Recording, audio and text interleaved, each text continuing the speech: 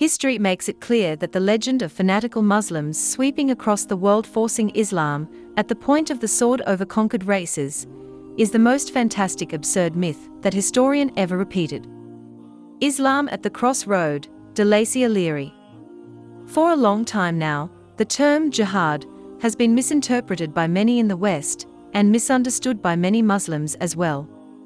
Maher Hathout, author of Jihad versus Terrorism, defines it as: it's a range of activities all based on the Arabic meaning of the word exerted, effort, striving. In the Koraan it's projected as exerting effort to change oneself, and also in certain situations physically standing against oppressors, if that's the only way. There are many who see jihad as a clash of civilizations.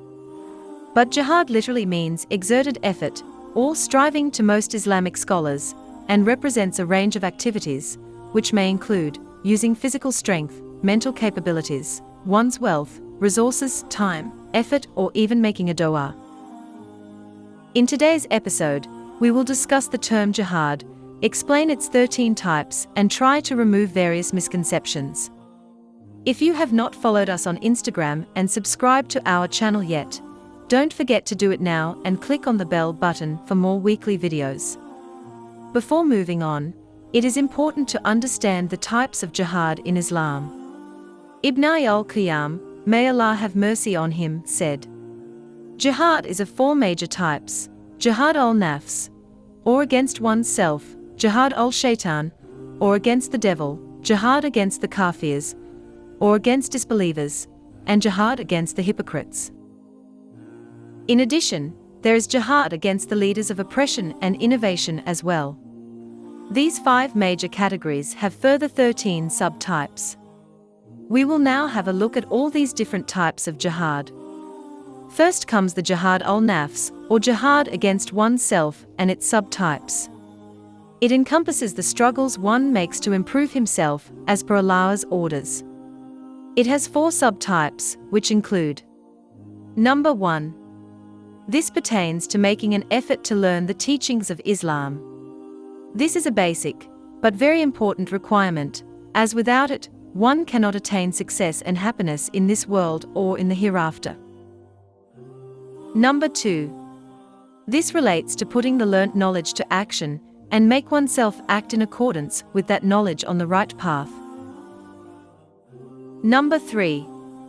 This relates to preaching and includes making an effort to call other people to Islam who may not be knowing about it, as it is not sufficient to learn and conceal the gained knowledge with oneself without inviting others. One should try their best, however, whether someone accept or not is not their responsibility. And number 4. Bearing patiently the difficulties involved in calling people to Allah's path. Then comes the jihad against the shaitan or devil, which is a further 2 subtypes. Continuing the sequence, number 5 is striving to fight the doubts or whispers created by the Satan in the mind. Creating doubts in a believer's mind is one of the potent weapons of Satan. And to counter such doubts, one needs certainty of faith. Number 6 is striving to resist or ward off the corrupt desires Satan provokes in us. The key to ward off such desires is through realization, mindfulness, and patience. Then comes the jihad against the disbelievers and hypocrites. Jihad against the disbelievers is more along the lines of physical fighting, whereas jihad against the hypocrites is more along the lines of using words and ideas. These have 4 subtypes: jihad with the heart, jihad with the tongue, jihad with one's wealth, and jihad by oneself, physically. And lastly, jihad against the leaders of oppression and innovation is of 3 kinds. Number 11. Jihad with one's hands, that is, physical fighting, if one is able to do it. Number 12. If physical fighting is not possible, then it should be with one's tongue, that is, by speaking out. And lastly, number 13 is, if both of above options are not possible, then it should be with one's heart, that is, by hating the evil and feeling that it is wrong. These are the 13 types of jihad. Prophet Muhammad, peace be upon him, said, "Whoever dies without having fought or having resolved to fight has died following one of the branches of hypocrisy." The second important aspect is jihad obligatory? Jihad is of various kinds, some of which are obligatory upon everyone who is accountable, and some are obligatory upon the community as a whole. That is, if some people undertake it, then the rest are relieved of the obligation. And avoiding it without any valid reason is a major sin and dooms a person to hell.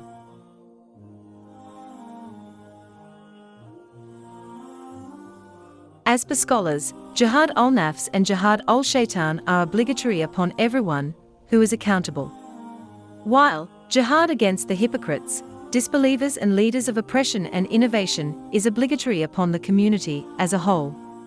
And about physical jihad, that is, fighting against the disbelievers, may become an individual obligation upon everyone who is able to do it under 4 circumstances, which are: when the Muslim is present in a place with ongoing jihad situation, when the enemy has come, attacked or besieged a Muslim land, when a person is needed and no one else can do the task except him, when the ruler mobilizes the people, they must respond.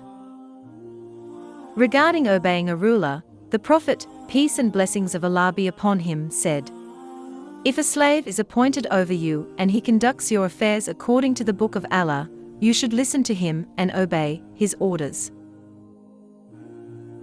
May Allah Almighty give us the strength to live our lives according to Islamic teachings. Ameen. Next, I suggest you to watch this video regarding shirk, which will help you identifying if you are unknowingly committing it.